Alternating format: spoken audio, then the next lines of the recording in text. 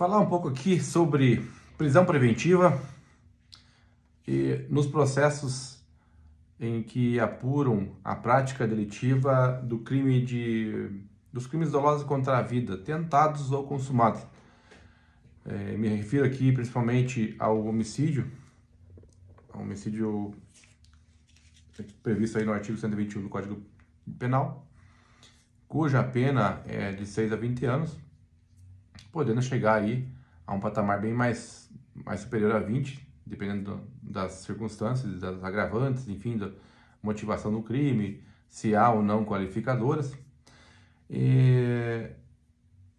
que tem-se como um dos crimes, ou o crime, se não o mais grave de todos os delitos aqui previsto na nossa legislação pátria. Esses casos de homicídio ou tentativa de homicídio, os casos que são apurados pelo Tribunal do Júri, em verdade, há 2 ou 3 fases, depende da posição doutrinária que a gente segue, mas eu prefiro dizer que são duas fases, então somente dos crimes dolosos contra a vida. Há autores aí que consideram que a fase do 422 do processo penal, onde há a preparação do processo para o conselho de sentença, para o julgamento no Tribunal do Júri, considerando ela como uma segunda fase. Penso que a primeira fase, que é a fase da formação da culpa, a fase sumariante, onde é apurado ali se houve um homicídio, se houve um crime e se há elementos suficientes aí que apontem a autoria. Não pode, de forma alguma, uma decisão judicial ou de um tribunal que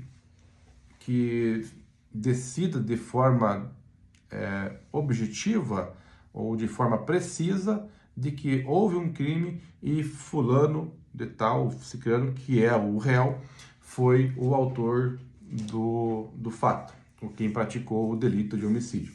Então não há essa possibilidade, inclusive isso é previsto legalmente, e se houver qualquer elemento, qualquer excesso, dito excesso de linguagem pelo magistrado no momento de decidir, na primeira fase do tribunal, ali da apuração da culpa, ou apuração da autoria, né? Então, é só uma fase de cognição sumária, onde se vai apurar se houve um homicídio e se há aí elementos suficientes de autoria, elementos que demandem, elementos que apontem de uma maneira não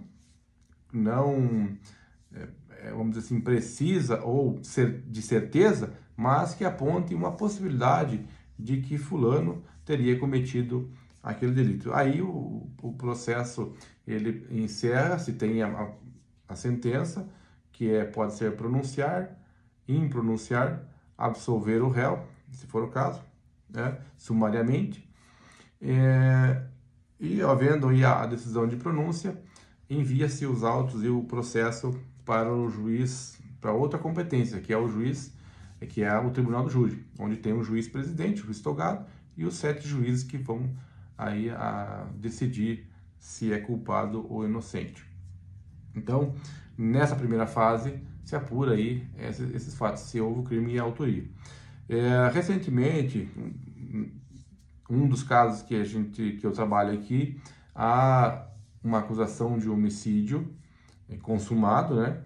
Ele ocorreu há mais de um ano aí, um ano pretérito, em 2023 foi que ocorreram os fatos, e o indivíduo acusado, meu cliente, foi preso, aí que surgiu a constituição da defesa, foi preso por conta de um mandado de prisão preventiva que estava em aberto desde o início, praticamente, da investigação.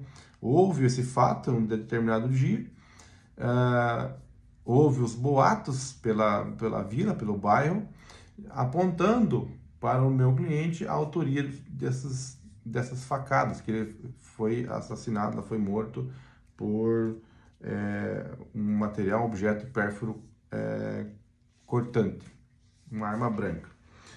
Precisamente, provavelmente foi faca, né? Porque não encontraram a arma do crime, mas tinha as perfurações, dá para perceber que foi uma arma branca, um material, um objeto pérfuro cortante.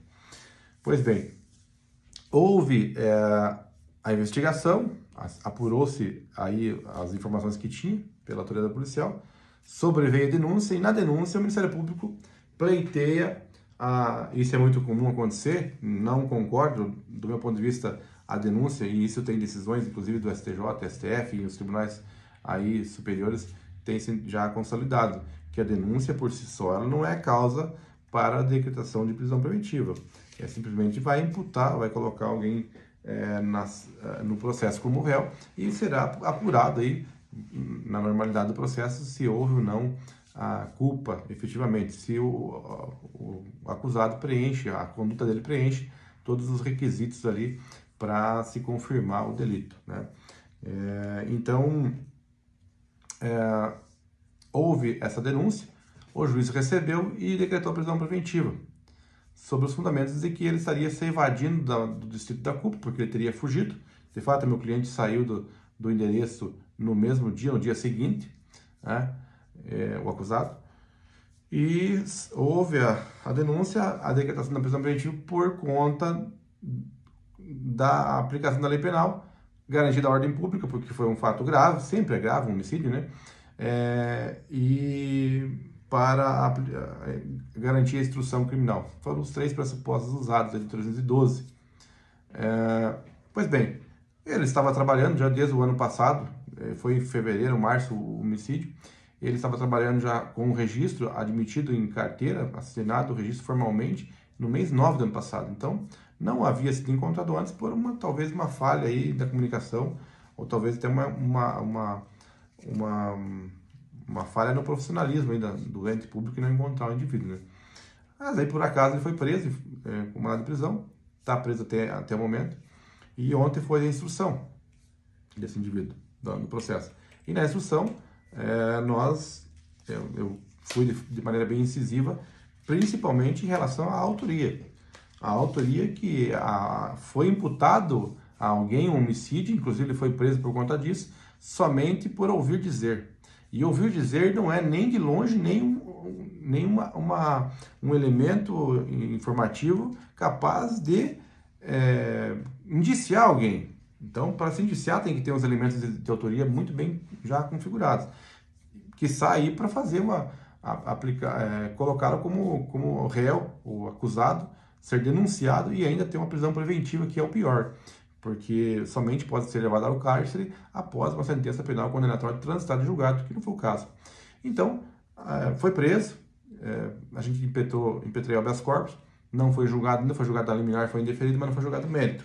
Nesse interstício teve a instrução no dia de ontem, eu fui muito incisivo nesse sentido, buscando a autoria, inquirindo todas as testemunhas, arrolei as mesmas testemunhas do Ministério Público e uma terceira a mais, que nem foi ouvida, e os policiais que foram testemunhas que foram ouvidos. E a atuação ali foi fundamental para quê? Para buscar, não para fazer com que alguém, uma testemunha lá que eu nem conheço, falasse o que eu queria ouvir, o que teria que ser falado para ficar bom para o meu cliente. Não.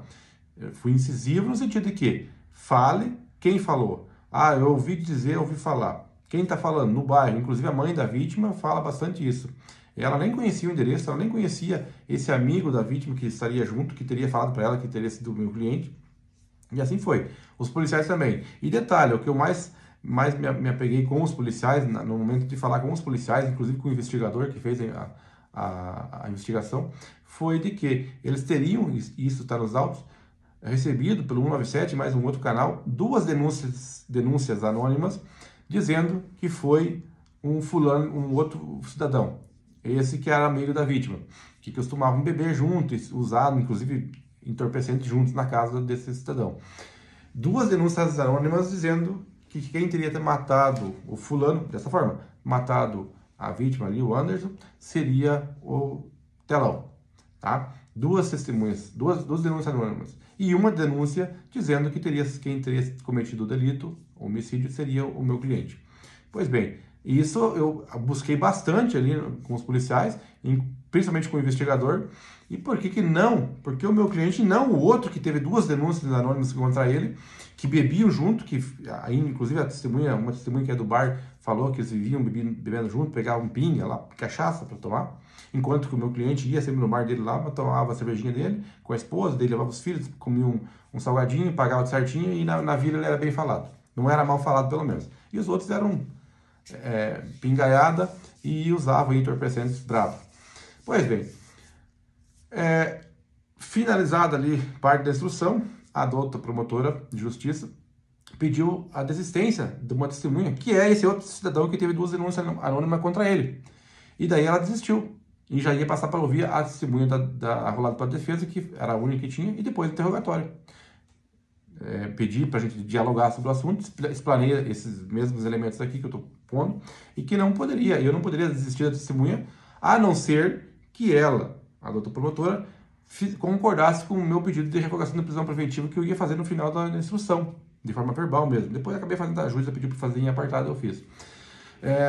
Expliquei toda a situação. Por quê? Porque principalmente a testemunha que ela estava desistindo é a principal, é a que teve 2 denúncias anônimas contra ele, dizendo que teria sido ele o autor do fato, e também foi ele que falou para os policiais que quem cometeu o delito, que ele que espalhou a notícia, que foi o meu cliente. Então eu não podia desistir de forma alguma dele. Mas a promotora concordou, e assim o fizemos, encerramos, desisti da minha testemunha e já ouvimos o interrogatório do réu, foi ouvido o réu, e encerrou a instrução.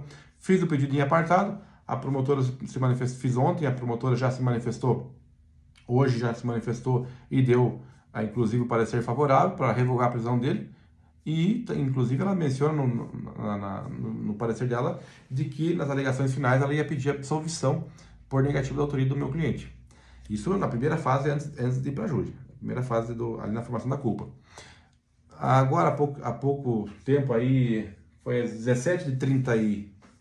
17h26, a doutora juíza decidiu.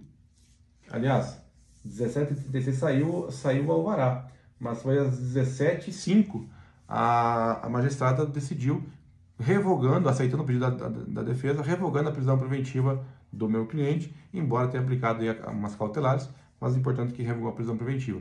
Então eu digo sempre, não é porque tem uma acusação pesada, não é porque tem uma acusação grave, cheia de elementos vindo do inquérito policial, que são elementos informativos, e aí, tá complicado, não tem muito o que fazer. Não, sempre tem o que fazer, principalmente quando é uma investigação muito mal feita, muito mal elaborada, vamos dizer assim, até com preguiça de fazer. E com vários elementos para se buscar, para apurar os fatos de forma mais precisa e de forma verdadeira, e a polícia muitas das vezes peca nesse sentido, e aí que são anulados os processos, são absolvidos réus, às vezes que poderiam ser condenados e que de fato são culpados. Nesse meu caso aqui, o cliente tem 99,9% de chance e que eu acredito que ele não é o culpado. E isso a gente, graças a uma boa atuação da defesa, ele certamente será impronunciado ou absolvido. Se for impronunciado, obviamente que a defesa vai recorrer para o tribunal, porque a decisão tem que ser de absolvição, não de impronúncia. Tá? Tem que ser de plena. Saiu o alvará de soltura.